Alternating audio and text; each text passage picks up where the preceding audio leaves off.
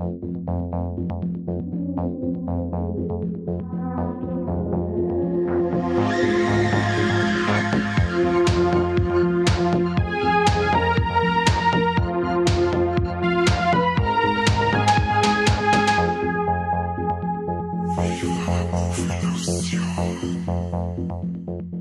servus und habidere da draußen zu einer neuen Folge Viva la Muffillusion Podcast. Ich bin der Mike und ich bin nicht alleine. Ich habe den Corby dabei. Grüß dich. Hi Mike.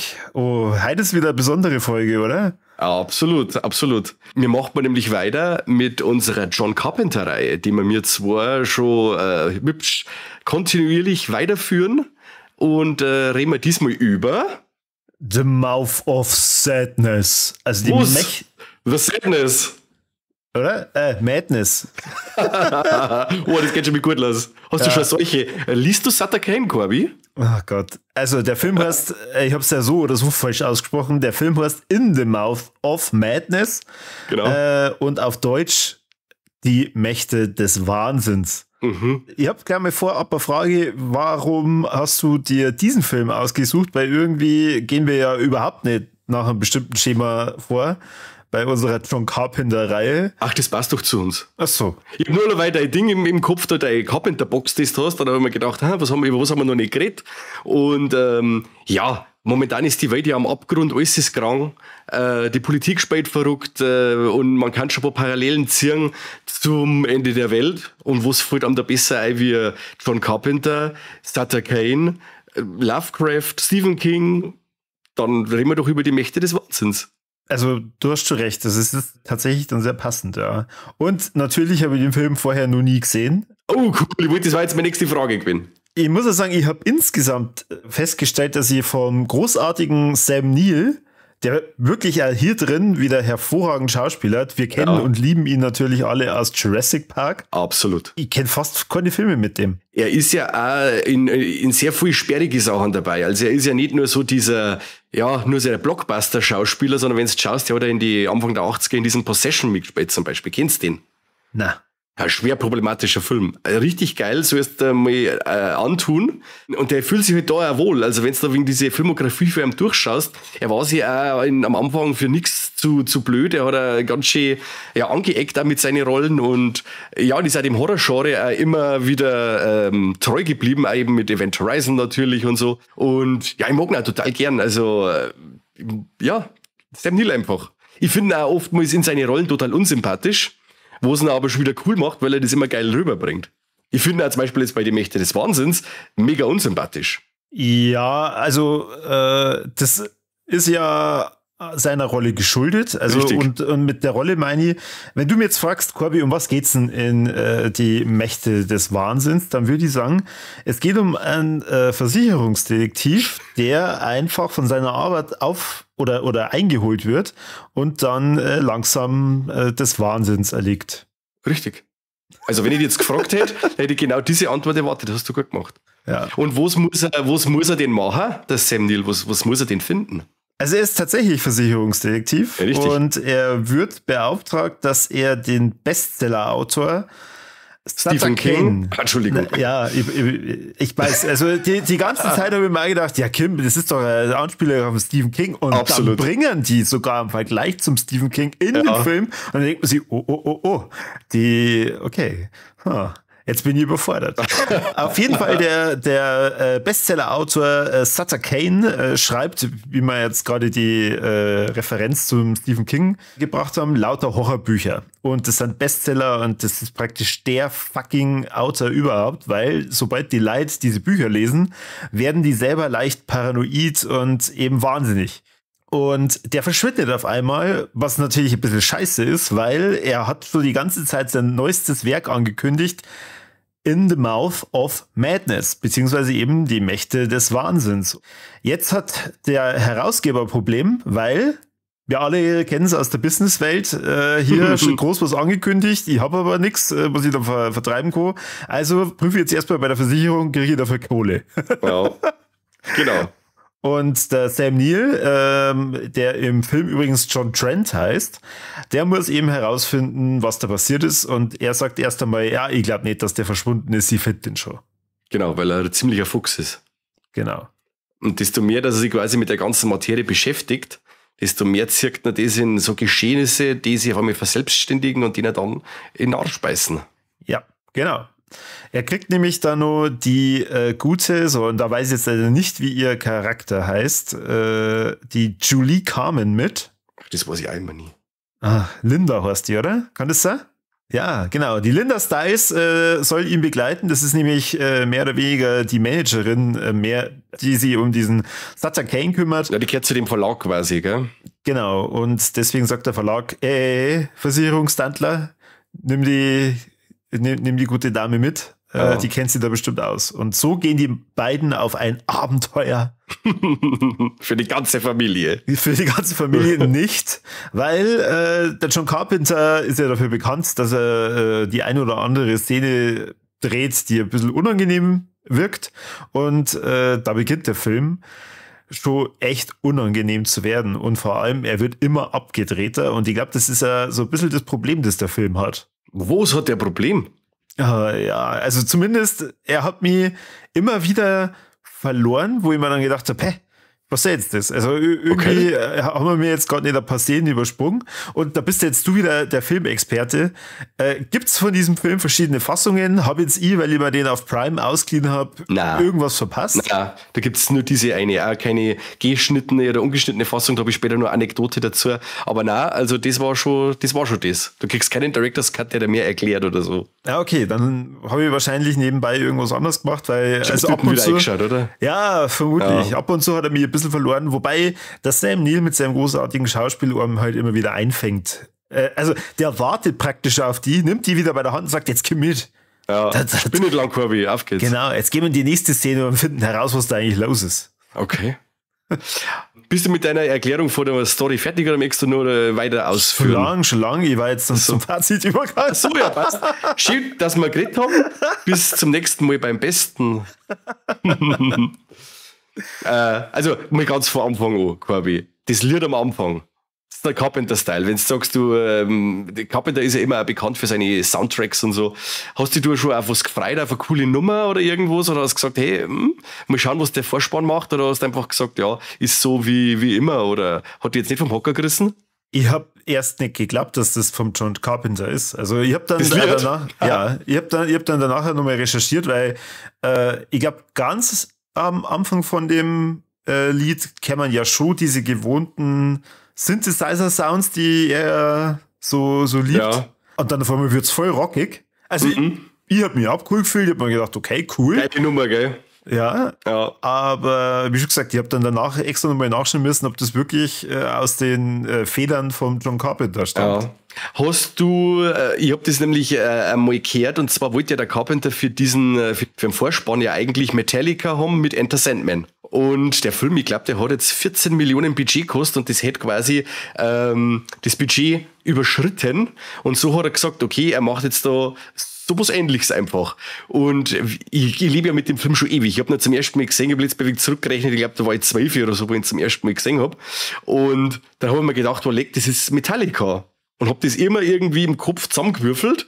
Und als ich dann den Film Jahre später wieder mal gesehen habe ich mir gedacht, oh Gott, das ist ja gar nicht Metallica. Aber für mich war dieser Vorspann immer in Verbindung mit Metallica. Weil auch dieses am Anfang, diese Synthesizer-Klänge, es klingt ja schon ein bisschen so, also ich bin jetzt gerade nicht so der große Musikexperte, aber so Parallelen zu Enter Sandman finde ich sind auf jeden Fall da. Ja, jetzt wo du es sagst, definitiv, aber ich hätte jetzt nicht die Synthesizer da irgendwie gesehen, sondern tatsächlich der Takt. Ja. Es ist für mich schon eins von den Highlights. Das war also ein Ding, wo ich als Kind dann öfters mal zurückgespult habe und habe mir das gleich nochmal angeschaut, weil ich das Lied so geil fand.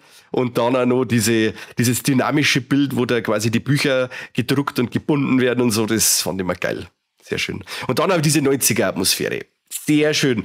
Die haben jetzt vor kurzem diese Doku angeschaut, In Search of Darkness. Da geht's quasi um die Horrorfilme von 1990 bis 94. Und man hat ja immer so die 90er so als dieses Jahrzehnt im Kopf, als das schwache Horrorfilmjahrzehnt. Aber wenn du dann das einmal anschaust, was die auf 6 Stunden dieser Doku an coole 90er Horrorfilme raushauen, sagst, ja, das ist vielleicht ein wenig ein Vorurteil, Freunde. Es ist zwar nicht mehr ganz so locker flockig wie in die 80er. Die 90er waren ein bisschen mehr dekonstruieren, wo wir ja bei dem Film auch wieder sind. Und das fand ich super. Also diese Atmosphäre von dem Film, total toll. Hat mich wieder sofort bei die Eier gehabt. Ey, ich gebe da absolut recht. Also das vorhin hat jetzt nicht geheißen, dass er mir überhaupt nicht gefallen hat. Nein, ist ja cool. Ich finde ja gut, wenn du da jetzt ein paar so Eckpunkte hast, das ist ja schön. Finde ich super. Sondern ich hätte mir eigentlich noch viel mehr gewünscht. Also für mich ist der Film zu kurz. In meinen Augen fehlt da ein riesiges Stück und ich hätte noch viel mehr von dieser Welt sehen wollen. Okay. Also, das, was jetzt ich vorhin erklärt habe, das ist mehr oder weniger ja schon ein paar Schritte weiter voran. Man sieht anfangs bei dem Film, wie er in der Psychiatrie landet und da eben dann jemanden anderem, ich weiß leider nicht mehr genau, was der für eine Rolle gehabt hat, also warum der den interviewt hat. Dieser Oberpsychiater da quasi, oder? Da war dieser Oberpsychiater. Das war der Oberchief. Okay, der Doktor ist halt dann gekommen und hat ihn interviewt. Ja. Und da verzeiht er eben dann die Geschichte. David Warner war das, den ist ja ein bekanntes Gesicht. Ja. Genau. Wo es dann eben auf das besagte Abenteuer gehen, da treffen sie natürlich dann irgendwann, weil du hast ja vorhin schon gesagt, Lovecraft-Elemente auch auf ein paar Monster und das ist ein absolutes Highlight in dem Film. Also diese Monster, die da kreiert haben und wie geil das ausschaut, weil es ist einfach kein CGI. Ja. Es sind einfach wieder richtig geile Puppen und das ist mega cool. Und da warst du ja schon wieder beim Vorspann, wenn es dann liest, Special Make-up Effects bei KNB, dann weißt du eigentlich schon, was los ist. Dann ist irgendwas dabei, wo du sagst, ja, da werden diese Männer gerufen, wenn es richtig geil werden muss. Und sie haben da wirklich diese Effekte, muss ich absolut beipflichten, sehr geil umgesetzt, auf jeden Fall. Und sieht man leider zu wenig. Also da. Ja, vor allem gegen Ende dann. Ja. Wobei, ich verstehe die. Aber wenn du mit diesen Stories ein bisschen vom H.P. Lovecraft ein bisschen auseinandergesetzt hättest, dann kommt dir das wieder so vor, dass du sagst, ja, okay, es ist so. Es ist so, beim Lovecraft wird ja immer alles sehr vage gehalten. Die ganzen Beschreibungen, bestimmte Sachen, wie es zu irgendwas kommt, bestimmte Sachen werden einfach vorgesetzt, die musst du jetzt einfach fressen und musst das hinnehmen, weil irgendein Brief verloren gegangen ist in der Korrespondenz, in dem Buch oder sonst was. Und das übernimmt er halt. Man kennt halt auch, dass dieser Carpenter ein riesiger Lovecraft-Fan ist und diese Sachen auch eben auch mit einbaut, dass er Sachen so vage hält, dass er da bestimmte Sachen voraussetzt, die du gar nicht wissen kannst und du sitzt dann drin und sagst, ja, scheiße, habe ich was verpasst, wie es jetzt eben dir geht. Ich verstehe die voll. Ja, wobei es mir nicht so gegangen, dass ich sage, okay, ich komme jetzt mit dem Monster gerade rein von der Handlung her nicht klar, dass man da was fight, sondern ja. Aber du hast es gerne mehr gesehen im Endeffekt und so, oder? Ja, man hätte mich da vielleicht ein bisschen mehr von den anderen Charakteren an die Hand nehmen müssen, um mir zu erklären, du, jetzt pass mal auf, wir machen jetzt Folgendes. Ich mache das und deswegen. Okay. Aber ich finde es schon so geil am Anfang, wo es dann heißt in dieser Anstalt, wo er dann anschreit, so in die Luft, wo man dann schon gespannt, okay, da ist irgendwas passiert, was ist da los? Und schreit dann rum, das ist aber ein erbärmliches Ende, das du da geschrieben hast und so. Dann denke ich mir, oder habe ich mir damals schon als Kind gedacht, ja, was ist denn jetzt da los? Wenn du wirklich da in das Geschehen so reingeschmissen wirst und wenn du es dann gespannst, wenn du den Film dann gesehen hast und lässt das nochmal Revue passieren, oder sechst den Film dann zum zweiten Mal und sagst, okay, deswegen schreit er da rum und schreit irgendjemand an und man weiß dann, wen er dann anschreit und wem er das Ganze vorwirft und dann finde ich es eigentlich sehr lustig. Sehr lustig. Ja, schon. Ich finde den Film auf jeden Fall ziemlich, ziemlich cool. Es gibt manche Elemente, da war ich mir dann nicht ganz sicher, ob das nicht irgendwie vom John Carpenter selber gespielt wird. Okay. Und zwar gleich bei der ersten Szene mit dem Fahrradfahrer, nicht der jugendliche Fahrradfahrer, sondern dann der alte Mann. Weil ich mir gedacht, hat er sich den Spaß erlaubt und hat den selber irgendwie gespielt und hat sich nur Masken aufgesetzt. Ja. Aber ja, echt cool. Als Mini, weil der schaut ja schon immer wie der alte Mann aus. Der war da noch nie jung wie der Leslie Nielsen. Ja. Es gibt ja, den hat er davor gemacht, also mitgemacht, Bodybags. Und da spielt er quasi so eine Art Cryptkeeper, wie bei Geschichten aus der Gruft. Und den spielt der Carpenter selber. Und so wie der da ausschaut, sagst du, ja, das kann dieser Radlfahrer, kann das genauso sein. Ja, genau. Ja. Sehr cool. Und ich finde auch in den ersten paar Momenten, wo sie in dieser Stadt dann ankommen, habe ich irgendwie voll die Silent Hill Vibes gehabt. Mhm. Es ist zwar nicht so neblig, Aber nichtsdestotrotz, vom Sound her, der da gespielt wird, habe ich irgendwie gedacht, boah, das ist gerade irgendwie voll gruselig. Ja. Und wenn es jetzt gleich neblig werden würde, dann würde ich nur noch so ein bisschen auf dieses Geklimper dann warten, das dann bei Silent Hill immer wieder kommt. Apropos Geklimper, es ist ja auch so, dass der Soundtrack an sich ja auch nicht mehr ganz so Synthi-lastig ist wie es sonst. Wie es ja davor, meine ich, das letzte Langfilm in der Zeit war dann Prince of Darkness und der war ja noch voll Synthi-Gebrumm. Und in dem Film ist er dann schon eher in Richtung 90er üblich, so auf den normalen, herkömmlichen Soundtrack oder Score gegangen. Und das kennt man dem Film, finde ich, schon an. Und ich glaube aber, dass zu dieser Zeit dieses Synth-mäßige einfach nicht mehr in war. Und das hätte in dem Film auch, glaube ich, nicht eingepasst. Da passt jetzt dieser herkömmliche Score besser, weil die Atmosphäre ja ganz eine andere ist wie in seinen alten Filmen. Ja, also hat mich jetzt tatsächlich nicht gestört. Ja. Oder wäre mir jetzt nicht aufgefallen. Das ist mir zum Schluss dann nochmal gekommen, weil ich mir dann gedacht habe, eigentlich sehr untypisch für einen Carpenter, aber ist ja auch schon dieser rockige Sound der am Anfang. Also zumindest für mich ist das sehr untypisch. Das stimmt, ja. Ja, und das ist ja dann auch sehr cool, wenn dann so die ersten Sachen da in diesem Dorf in Hobbs End quasi da verändern und so. Das ist dann schon so ein bisschen so, der Wahnsinn fängt so ganz leicht an und eskaliert dann immer mehr. Und das finde ich machen sehr cool. Auch bestimmte Figuren, die sich dann verändern im Film. Wie diese alte Dame in diesem Hotel, in dem sie einchecken. Da gibt's auch eine sehr coole Anekdote, also ganz ein kleiner, weil dieses Hotel heißt Pigmans Hotel quasi und Pigmans Modell ist eine Geschichte vom H.P. Lovecraft. Ah. Und die alte schaut wirklich cool aus. Ich war aber als Kind, also ich hätte jetzt den Film, ich glaube, dass ich den jetzt 10 Jahre nicht mehr gesehen habe. Ich habe immer gemeint, dass diese alte Dame, von der Lynn Shay gespielt wird aus Insidious, die war jetzt ein bisschen überrascht, dass das eine andere alte Frau ist. Aber es gibt noch mehr eine creepy Frauen als wird Lynn Shay. Irre, oder? Ja. Und wird es wirklich so geil, wirklich, es häuft sich ja die Kacke an und der Sam Neill bleibt ja dieser Skeptiker, dieser Zyniker und er lässt sich auf gar nichts ein, gell? Also er ist wirklich so Mulder von Akte X mäßig, Mulder, Scully, so dieser Die-Hard-Skeptiker, wo du sagst, der kann jetzt fast schon kommen, was mag und er weiß immer noch eine Antwort drauf oder er kann es immer noch nicht eingestehen. Und das ist ja wirklich dann bis zum Schluss, wo du sagst, ja, jetzt hat er es dann endlich checkt, der Gruppe. Ah, na, da gibt's ja schon in der Mitte vom Film eine Szene und das finde ich so geil, wie er gerade wieder seine Zigaretten im Mund nimmt und dann fällt es ihm fast raus, weil er es nicht fassen kann. Und das ist echt cool und in dem Film, da merkt man, dass man früher einfach überall rauchen hat dürfen, ja, weil egal wo er ist, also auch im Beichtstuhl, der wird dann erst geraucht. Ja. Voll krass. Ist ja dann cool, in diese Stadt, in dieses Hobbs End, das davon, das ist ja quasi in New Hampshire, hat's geheißen. Und das ist ein Bundesstaat in New England, wo die ganzen Geschichten vom H.P. Lovecraft spielen. Ah, okay. Und auch sehr cool fand ich auch das bin ich jetzt auch erst im Abspann draufgekommen, dieser Bur, der das Radl fährt.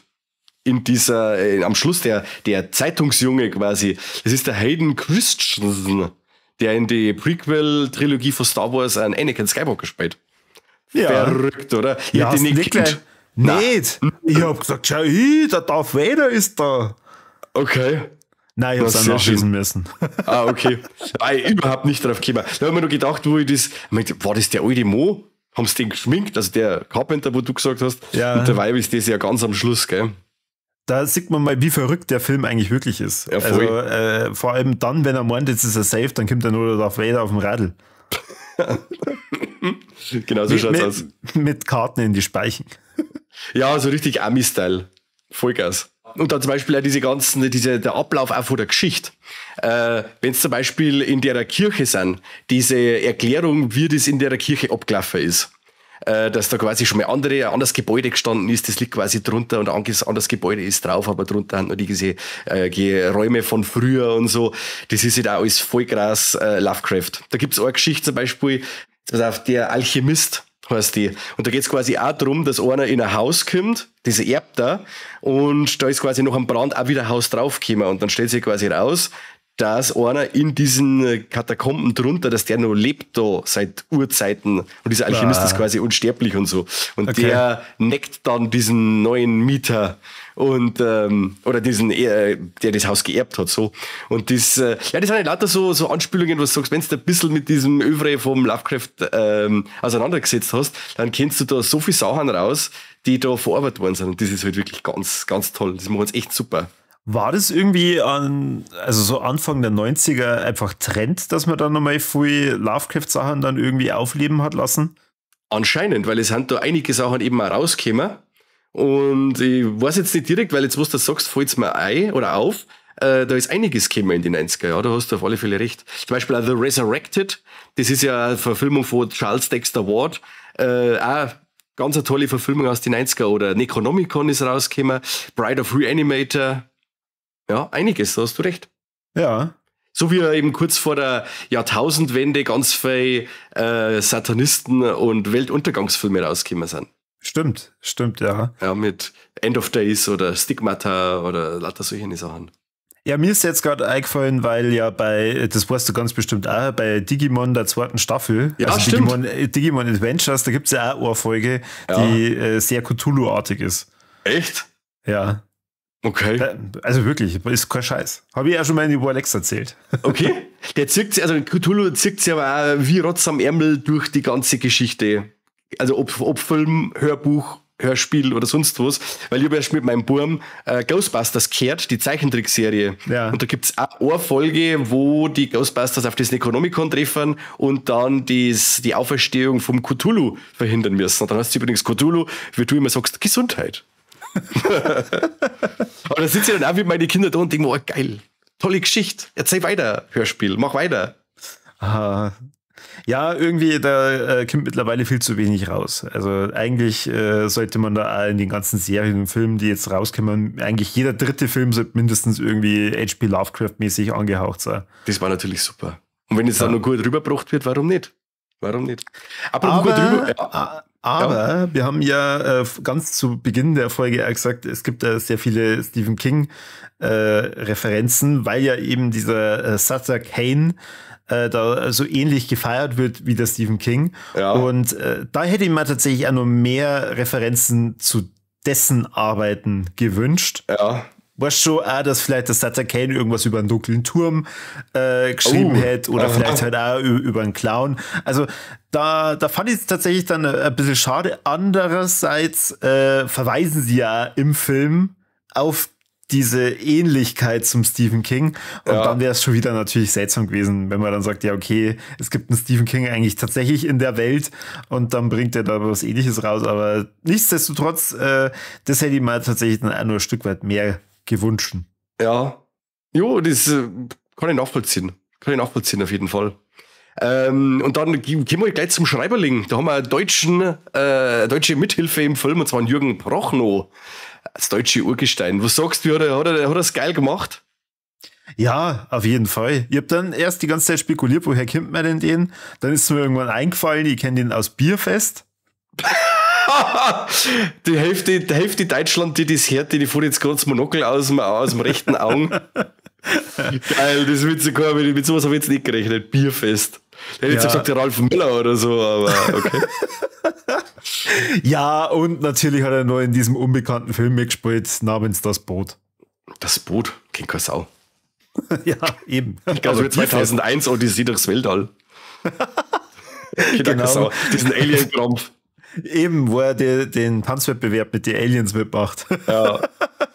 Und da finde ich es halt auch wirklich so geil, dass dann diese Erklärung, dass er quasi diese großen Alten da quasi, diese Elder Gods, ihm das eingeben, was er schreiben soll und dann sein geschriebenes Wort quasi für das Ende der Welt und die Auferstehung von diesen Monstern verantwortlich ist.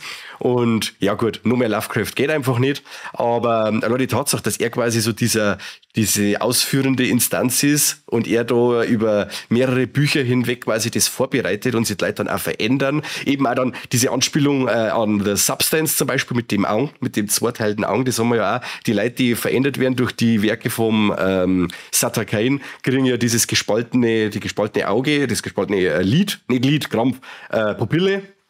Das haben wir ja quasi in der Substance auch.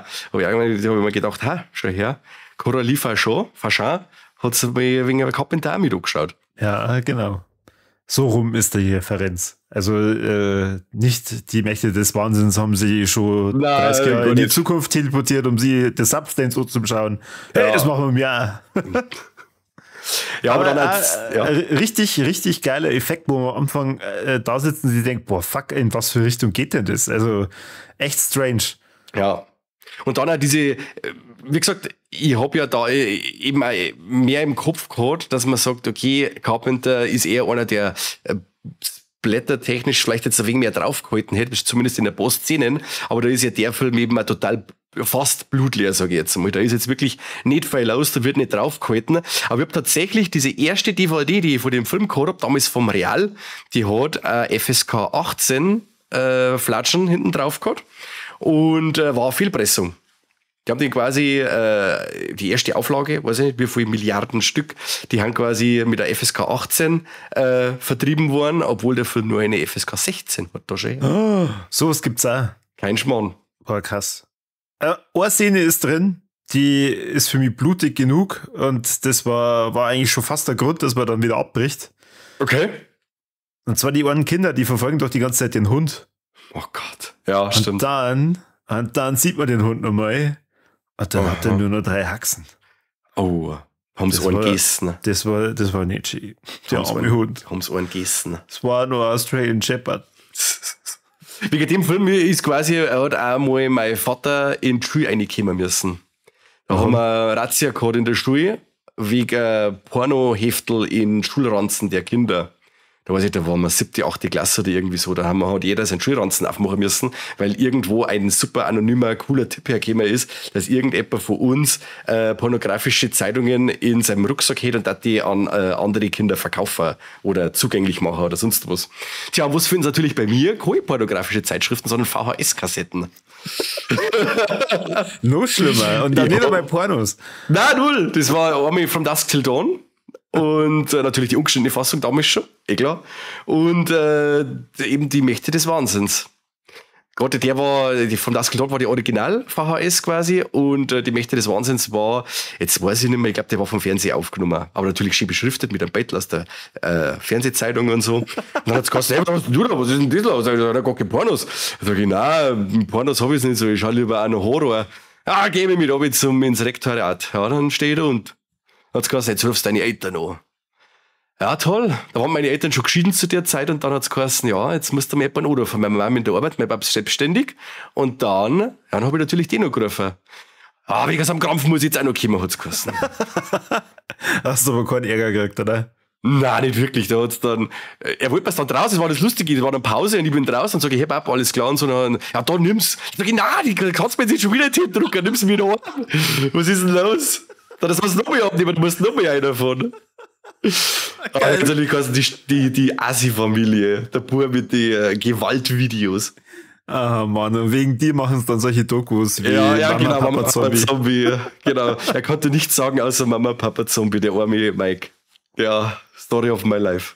Ah, schön. Ja, kann ich auch mal ein Buch schreiben, das hat Leute bestimmt auch wahnsinnig machen, glaubst du? Bestimmt. Aber ich würde sagen, wir spoilern jetzt nicht das komplette Ende von dem Film. Auch wenn der Film übrigens von 94 ist, also das heißt, der hat jetzt schon 30 Jahre und mehr auf dem Buckel. Wahnsinn. Brutal. Von dem her, klare Empfehlung, schaut sich das Ding an. Ja. Und wir sagen eigentlich nämlich jetzt nur zu unserem Fazit, unsere Tops und Flops. Genau. Wer fängt noch? Ich fange an. Ja. Wo es mein absolutes Flop ist, wo sie fast in jedem Film hast, weil ich es nicht glauben kann, dass das wirklich funktioniert. Und zwar das Auto kurzschließen in Amerika.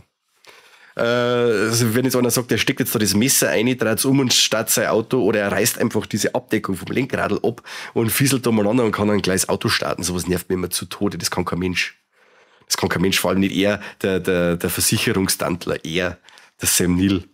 Wie oft bist du schon mit amerikanischen Autos gefahren? Wenn du mir jetzt ganz ehrlich fragst, mit 2. Ach so, okay. Ich Ja, aber weiß, dass er ausgegangen ist. also das ist jetzt die Folge für meinen Vater. Servus und Habedere, wenn er zuhört. Schöne Grüß.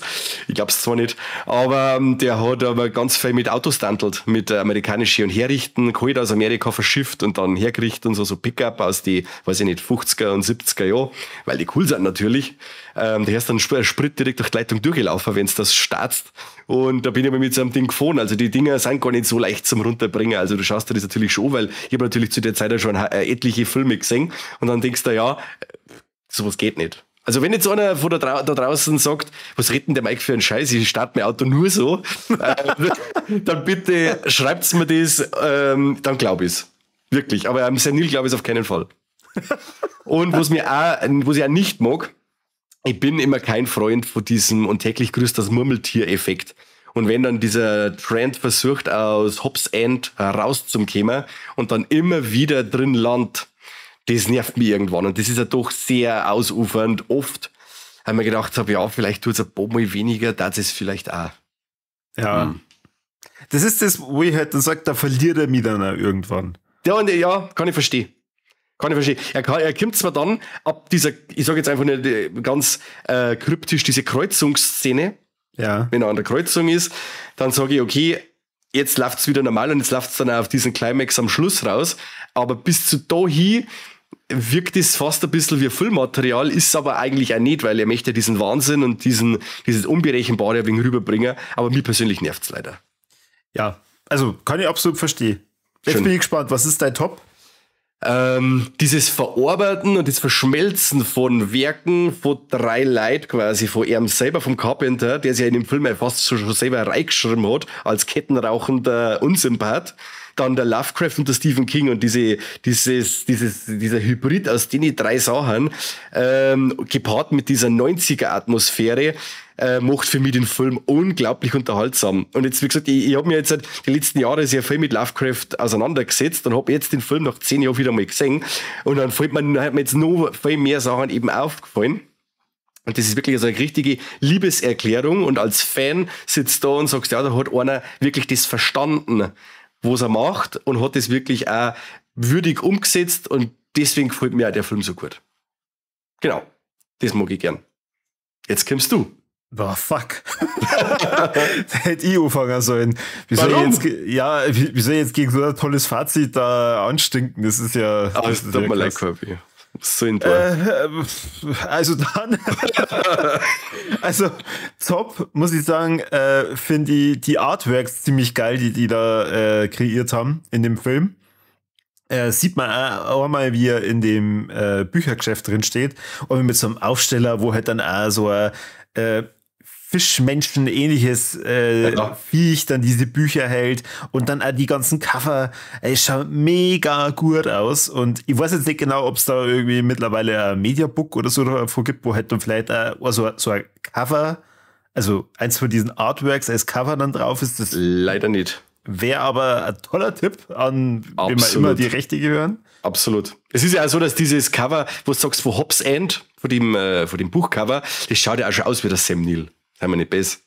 Diese Figur, wo er dann auch mal in der Straßenschlucht steht und dieses Poster da nimmt. Das ist dein Gesicht. Checkst das nicht. Ja, super. Also echt ganz, ganz, ganz toll. Ja. Die anderen tollen Sachen habe ich ja vorhin gerade schon gesagt, also mit dem Monster und das Schauspiel von Sam Neill, das muss man auch noch mal erwähnen.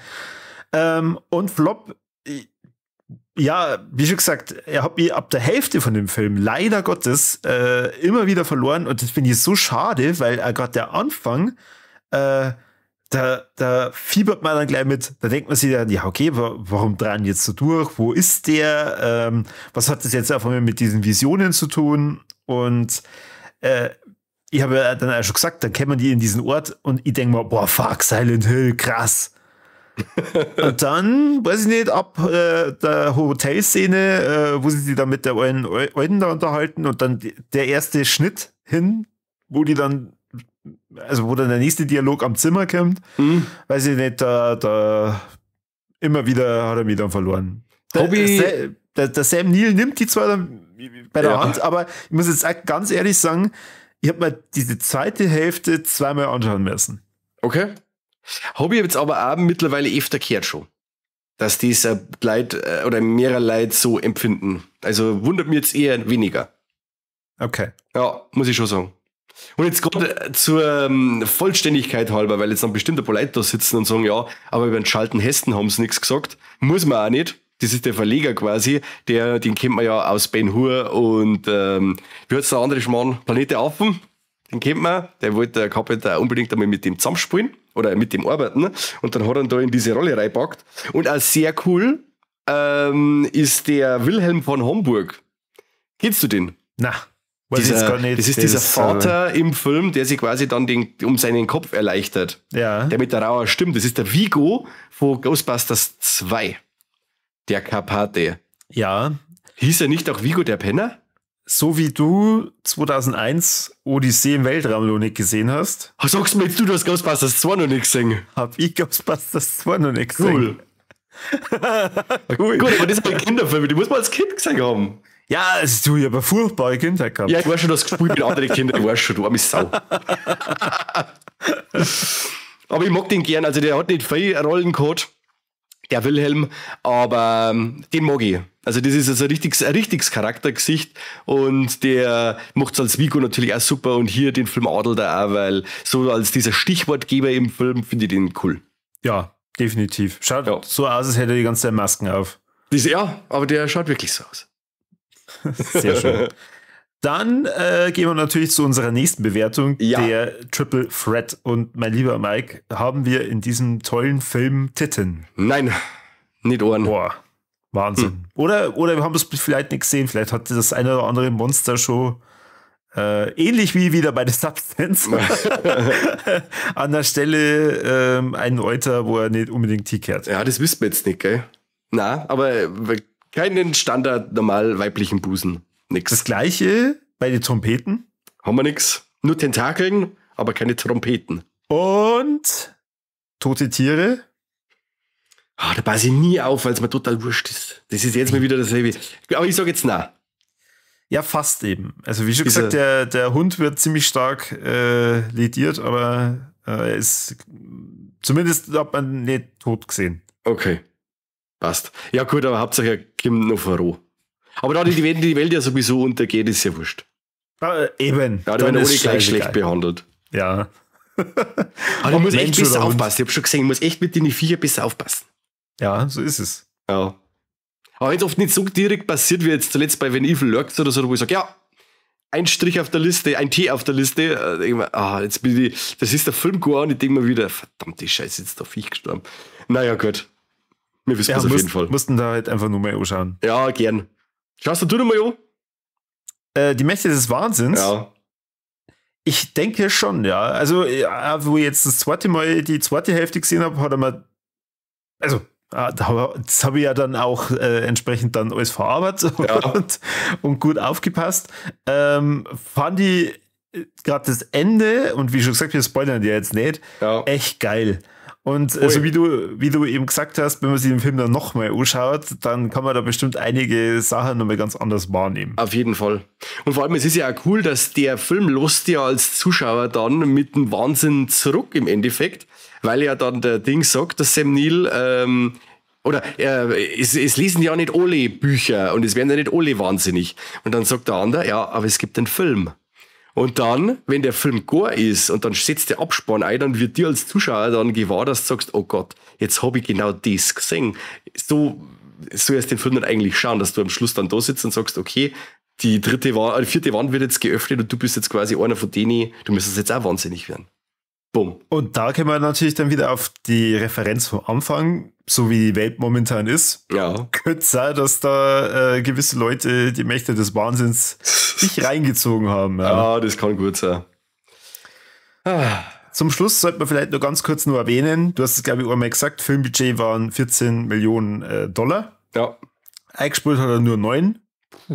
Dadurch hat es wahrscheinlich dann angefangen, dass der John Carpenter irgendwann gesagt hat, hey, wisst ihr was, es macht eigentlich so keinen Spaß mehr. Ja, es hat gebröselt, ja. Aber wir haben wieder mal einen weiteren Film der John Carpenter Mike und Corby-Reihe behandelt. Ja. Und vielleicht beschaffen wir nächstes Mal Prince of Darkness, die Fürsten der Dunkelheit, einer von meinen absoluten Favoriten und unterschätzten John Carpenter-Filme. Ja, dann bin ich da schon gespannt. Ich glaube, du hast es letztes Mal auch schon gesagt. Ja. Bei The Fog. Das kann sein. Aber das ist die Spannung ein wenig hochhalten. Weil die Leute sagen auch, hey, jetzt wollen wir endlich dann Prince of Darkness hören von den zwei. Und irgendwann machen wir dann einfach nur mehr Erfolge über was wir schon besprochen haben. Ja, oder über den Elvis-Film mit dem Kurt Russell. Ja, bitte. Ja, oder wenn wir es dann wirklich dreckig haben wollen, dann machen wir mit Ghosts of Mars. Die aber auch besser ist als, die allgemeine Wahrnehmung. Weil sonst findet man allerweise alles ist super, wo es allerweise so in diese trashige Exploitation-Richtung geht, und bei Ghosts of Mars darf man uns dann alle aufführen, weil der Film scheiße ist. Aber da reden wir dann einmal, wenn es soweit ist, weil der Karen fast ein bisschen verteidigt.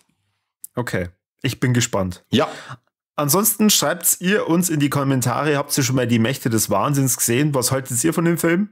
Genau. Und ansonsten, wenn nicht, schreibt es drunter, ob wir euch jetzt heiß gemacht haben oder nicht. Genau so schaut's aus. Und ob euch die Folge, die ihr jetzt sogar gehört habt, ob euch die wahnsinnig gemacht hat, könnt ihr auch drunter schreiben. Dann vielen Dank fürs Zuhören und bis zum nächsten Mal beim besten Podcast der Welt. Ja, heute ist leicht. Auf alle Fälle der beste Podcast von Hobbs End. Ja, den der Sutter Kane geschrieben hat. Yeah, so schaut's aus. Dann bis zum nächsten Mal. Servus und habe die Ehre. Tüdelü.